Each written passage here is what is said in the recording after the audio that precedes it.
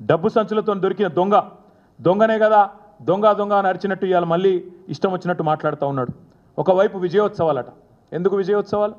రైతుల ఆత్మహత్యలు పెరిగినందుక, ఆగిపోయిన నేత కార్మికుల ఆత్మహత్యలు తిరిగి ప్రారంభమైనందుక, లేదా 48 మంది గురుకులాల్లో చచ్చిపోయే పరిస్థితులు కల్పించినందుక, లేదా 50 మంది పైచిలకు ఆటో డ్రైవర్లు ఆత్మహత్యలు చేసుకునే పరిస్థితిని వారికి తీసుకొచ్చినందుక, ఇచ్చిన మాట తప్పినందుక, లేదా మొత్తం రాష్ట్రాన్ని అతలాకుతలం చేసినందుక, దేనికి? అందుకే మేము అనేది తెలంగాణలో మళ్ళీ ప్రభుత్వ హత్యలు ప్రారంభమైనాయి. ప్రభుత్వ హత్యలు అంటున్నా నేను. నీ మాట నేనే వాడుతున్నా, నువ్వే అను గతంలో. ఉద్దేశపూర్వక క్రిమినల్ నెగ్లిజెన్స్ వల్ల ఎవరు మరణించినా అది ప్రభుత్వ హత్యనే అని ఆనాడు ప్రతిపక్షంలో ఉండి మీరే చెప్పిండ్రు. అందుకే నేను అంటున్నా, ఇవాళ చనిపోయిన గురుకుల పిల్లలు ప్రభుత్వ హత్యలే, మొన్న చనిపోయిన శైలజది ప్రభుత్వ హత్యనే, చనిపోయిన ఆటో డ్రైవర్లన్నీ ప్రభుత్వ హత్యలే, చనిపోయిన రైతులై ప్రభుత్వ హత్యలే, బలవన్మరణానికి పాల్పడ్డ ఆత్మహత్యలు చేసుకున్న నేత కార్మికులై ఖచ్చితంగా ప్రభుత్వ హత్యలే. అందుకే తెలంగాణలో మళ్ళీ ప్రభుత్వ హత్యల పరంపర ప్రారంభమైంది అంటున్నా. మేము గురుకులాల్లో ఉన్న పిల్లలను ఎవరెస్ట్ ఎక్కించినాం, నువ్వు వాళ్ళని పాడెక్కిస్తా ఉన్నావు.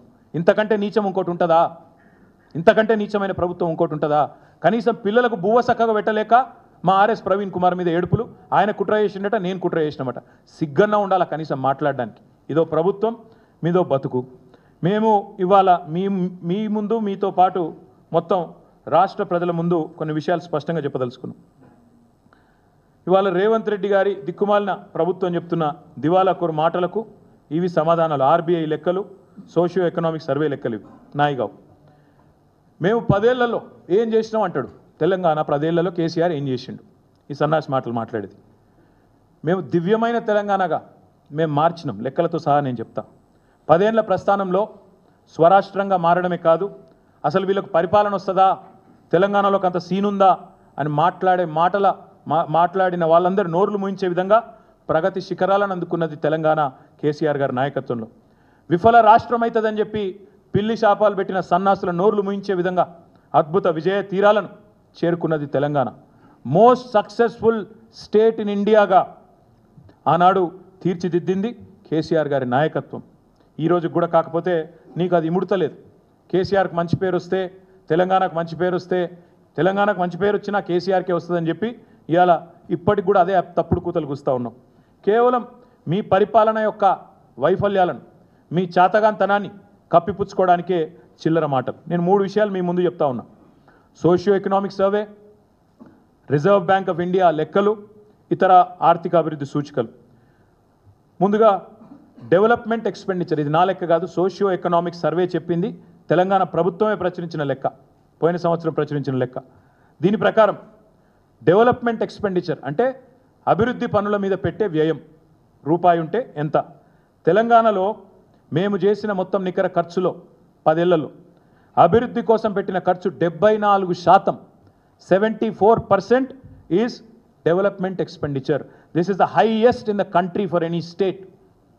ఇది మూర్ఖులకు, ఇక్కడ ఉండే సన్నాసులకు, కాంగ్రెస్ సన్నాసులకు తెలియకపోతే మేము చేయగలిగింది చదువుకోవాలి. మా లెక్క కాదు, సోషియో ఎకనామిక్ సర్వే లెక్క. ఇది చదువుకోండి, కాపీ లేదంటే నేను పంపిస్తా. 100 రూపాయలు ఖర్చు పెడితే 74 రూపాయలు డెవలప్మెంట్ మీద ఖర్చు పెడితే దాన్ని తప్పులు మాట్లాడితే ఏమనాలి మిమ్మల్ని నేను?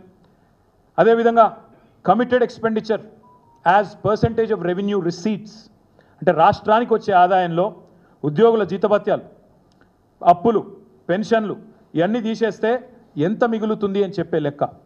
దాని ప్రకారం తెలంగాణకు వచ్చిన ప్రతి రూపాయి ఆదాయంలో జీతాలకు, భత్యాలకు, పెన్షన్లకు, వడ్డీలకు పోయేది కేవలం 47 పైసలు.